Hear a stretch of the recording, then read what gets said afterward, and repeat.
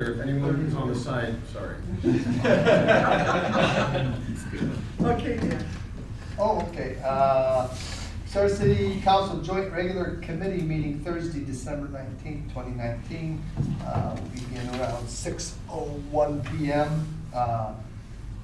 Members present, Mark McKeever, Kevin Myers, Doug Folk, Andrew Schock, and Dan Wireball at this time. Beginning at 6:01. Is there any public participation tonight? Anyone from the esteemed audience like to speak? Anything? Okay. Order committee business, Public Lands and Buildings Committee will call order 6:02, and we're going to talk about this AEP charging station again. I think we're okay with having it now. Public Lands and Buildings just needs to say, hey, go ahead and take that parking space, right? So it's been to Traffic Commission and came back to Public Lands. And Todd, maybe you want to relate your conversation. You want me to read the letter from traffic first? Mike's off. This is from the Traffic Commission dated December 13, addresses City Council's Public Lands and Buildings Committee. Dear Mr. Chairman, the Traffic Commission met on December 6, 2019. It was recommended that the Public Lands and Buildings Committee designate a specific parking space for the electric vehicle charging station.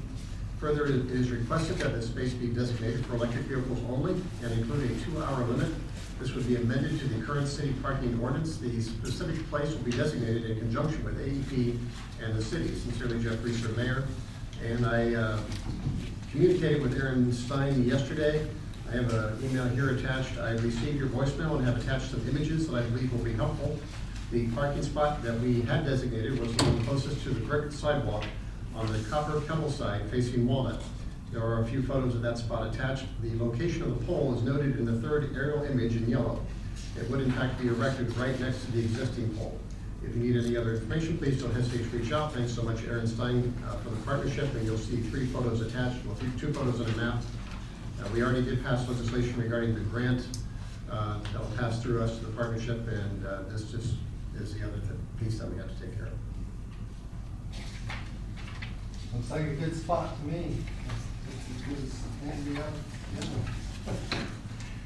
So, I just got one question. Okay, yeah. Ultimately, well, I imagine we're gonna have a sign there that's gonna say 2-hour limit, electric vehicles only. Just one, I guess, other thing, is there a possibility to possibly paint that spot to label it as such too? If I may, they discussed that in Traffic Commission Oh, and okay. decided they were gonna probably paint it green, and so that's already been Okay. mentioned. I didn't know if there was like a national thing that green that they were, yes, yeah, made for a green I was gonna environment, ask for that red makes because sense. it's watercolor, but Yeah, I guess it's green. Yeah. Green's Works the for me. color. There we go. Thank you, Kevin. yeah, here, you can see, when you're in Columbus, they have those. I know they have at that new mall there in Sunbury. Well, it's not Sunbury, but it's called. The Tanger Outlets thing? Yeah, they have a bunch of those there. Yeah. I never looked to see what they were painted. I know there was a sign or something there. We'll probably do the same thing. we'll probably need to put, I would think that they would also be putting something up maybe on the square to indicate that there is a charging station over that direction. I mean, it can be done, I think, fairly intrusively. But, so that if anybody's, and I think they also said that it's on the app, it'll be on the app there, so anybody that is using an electric, a vehicle would be able to tell exactly where it was, so. Okay, so, I'll make a motion to approve. I'll second. okay, all in favor? Aye. Okay, Motion passed? motion passed, okay. Thank you. Motion passed, and we'll adjourn at 6:06 and call finance to order at 6:06. This is about the council clerk appointment.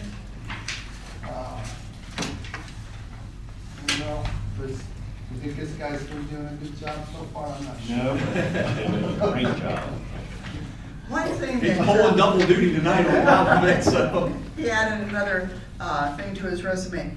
He did put together all of the responsibilities and procedures of the clerk council so that we have a written, and you can see it's quite extensive. Yeah, buddy. Of everything that gets done within the council clerk's office. So everything from codified ordinances to communications, council chambers, confidentiality, legal notices, legislation, mail, media meetings, administrative and executive, meeting minutes, the OML, public hearings, public records requests, records management, and vacation is alleys and streets, which is quite involved.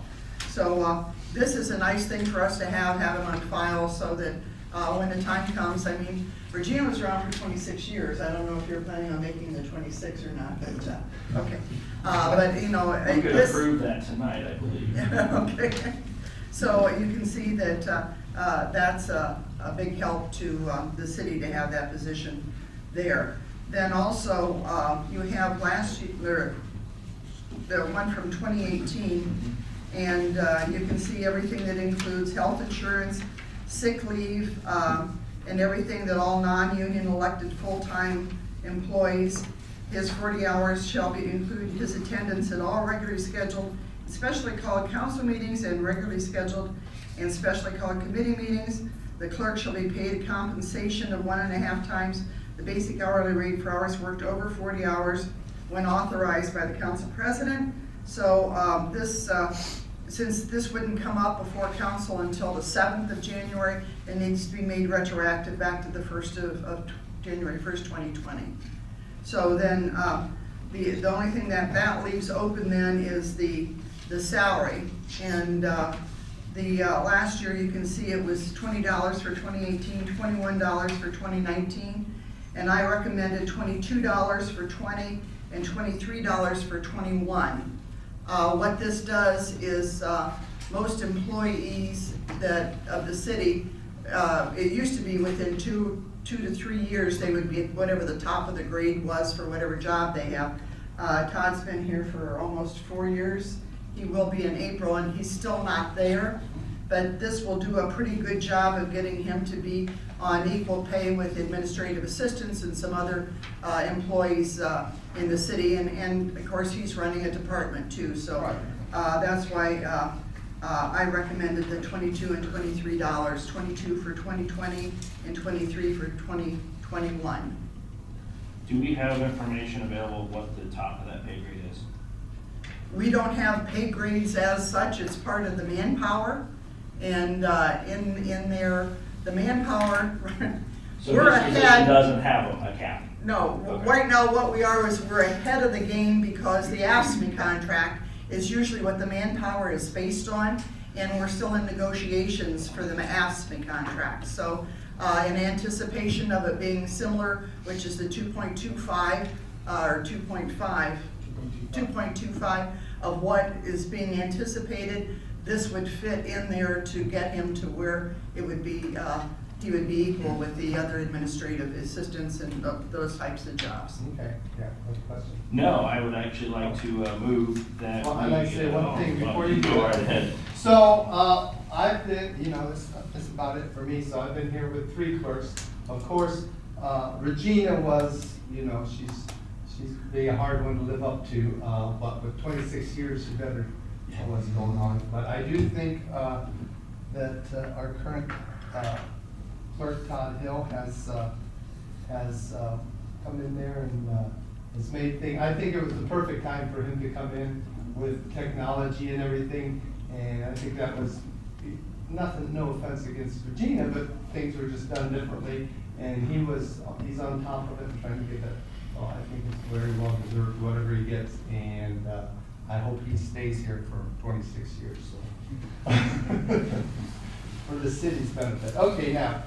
I would move to appoint Todd Hill to the position of council clerk for the years of 2020 and 2021 at a rate of $22 for 2020 and $23 an hour for 2021. I have a motion, do I have a second? Second. All in favor? Aye. Any opposed? Okay. Motion passed. And finance Okay, is. this piece of legislation then will be the first piece of legislation by the new council on January the 7th. So it has to be first because he has to keep track of the meeting. We can't do it until he gets hired. That's right. And like you said, it's retroactive back to the 1st of January, okay? So we'll adjourn at 6:12. Look at this, perfect timing. And I'll wait till she sits down.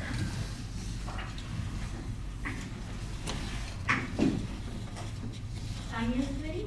No, finance is No, over. we just finished that. What are we on? Plating. Oh, okay. All right, you ready?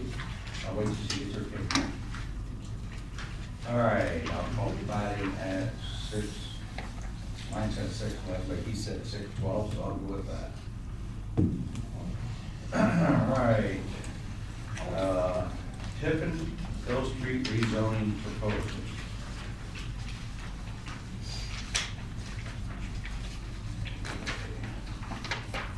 As most of you were here for the public hearing, we really didn't have any opposition except for the street, how we're gonna have the traffic control of that.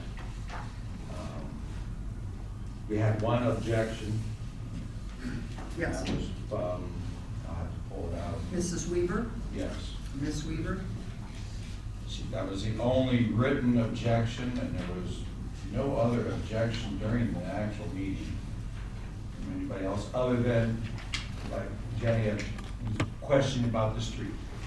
That's, I did have a conversation with the police department about the speed on that street and talked to them about moving the speed, what do you call that? Radar sign. Speed trailer up in that area. And that also had a discussion about the fact that it's basically twice a day when they're coming and when they're leaving. That maybe the police department could maybe be a little bit more concentrated in that They're area. definitely missing out on some revenue. Pardon me? They're definitely missing out on some revenue. Okay, so that, and then the other question that came up was about Dr. Harris. I haven't been able to get to his office yet, so that's still on my agenda to do probably after Christmas. We'll make sure that there is a conversation that takes place with him, or if I can find out who it is that does his parking lot. So we'll take care of that. the other question, I do believe, is Jenny was questioning, or subject came up about the lighting. We don't have much lighting there either. Down At the corner. down closer to the school, yes. Right, it is rather dark. I do recall that after you get past Cedar Street, there's no lights until you get Past. around the corner, going towards the high school. Get to Redmond Way, there's no lighting. I mean, there should be at least one, I believe, a utility pole right there at the curb so that, I mean, there's no light there. It's dark and there's, I did learn in talking about, asking about this a year or so ago, that if the city would like a light there, they actually notify AP, and AP comes in and does a light study, believe it or not, to determine if there's a need for it, and then they can place it upon our request if it meets the standards for having one. We can ask, we'll ask the administration to notify AP then. okay. Council, committee.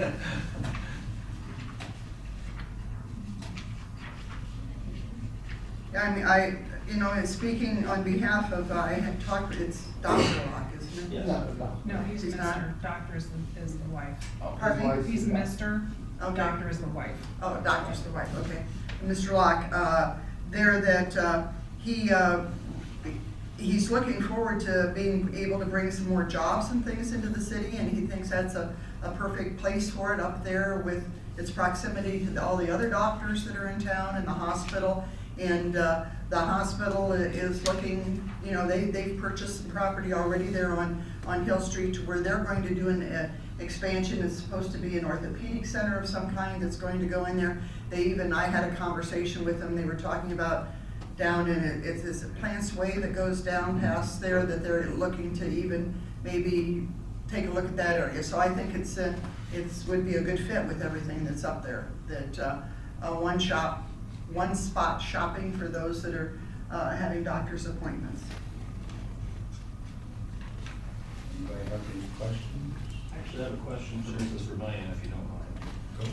We had a discussion at the end of the meeting the other evening, and I just wanted to clarify to make sure you're okay with, you know, what we're looking at up there, if we can get traffic commission on board to try to alleviate the concerns you had. I just want to make sure you In didn't an stand in ideal opposition to wor- the in an plan. ideal world, yes, Okay, but I'm not opposed to being there. okay. But, you know, it's gonna be, if they go into a practice where they're gonna have, and Dr. Harris already has elderly people pulling in and out of there, and they're going really slow, and with the Redmond Raceway we have in front of us, it may cause some issues, but, you know, I'm not opposed to it being there, period. In a utopian, ideal situation, yes, traffic needs to be addressed. We didn't get to finish our conversation tonight, is why I wanted to clarify that. Have we had any police problems, issues up there? Not that you know of, okay. We don't get too many officers up in that area since the drug houses are gone. Lucky you.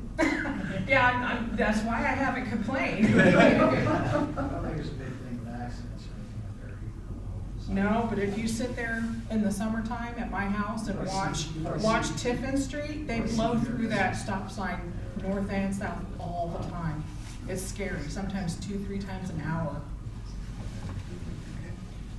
I'm just saying, I think we ought to move forward with this, so it's a good thing for Bucyrus to have somebody willing to develop an area that is not gonna be like a shopping center or fast food area that would make the residents not have to worry about 18-20 hours of business going on.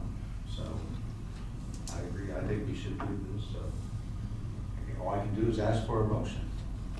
I'll make a motion. Okay? Mr. McKeever, could I make a point before that goes through? That's fine. The intention of Mr. Locke is to develop it as we've discussed, obviously. And I think Kevin might have been getting at this when he asked this question during the public hearing regarding the development plan for the property and that type of thing. In rezoning, it would ultimately be possible that this is not the plan to come to fruition. That's always something to keep in mind in this case. So any permitted use that is allowed in the neighborhood business district could theoretically end up in that location. But, While that's not Mr. Locke's intentions, like we saw with the Donatos that was supposed to go up on Center Street, they had engineered drawings, they had been through the variance process, and it still fell through from development. So anything is possible, but yes, that is the intended development of the area. but it would still have to go through the planning commission. Well, no, this would change the zoning in the area. But I mean, it would still need approvals to go there. You have to give it a building permit and everything else. Right, yeah, it would need the approval of building permits and that type of thing, but provided it's permitted use, there wouldn't be much to stand in the way of whatever the permitted uses in the neighborhood business district are. Which, if I remember correctly, you did say multiple family units could be built there as, Theoretically, and Rob can probably answer this question better, residences are a conditional use in the neighborhood business district. So theoretically, a multifamily residential use could be approved by the Board of Zoning Appeals. However, it would have to go through that additional step of oversight being approved by the BZA. That, Okay. at that time, they would likely have to submit something pretty concrete and substantial for them to be willing to approve such a development, would be my assumption. And it would be my recommendation as their advisor. Thanks, sir. Anybody else have any questions? Jenny, you have any other? Okay. All right, with that, all those in favor of approving the changing of the Tiffin Hill Street to neighborhood business, say aye. Aye. Aye. Those opposed, same sign. Motion passed. Okay.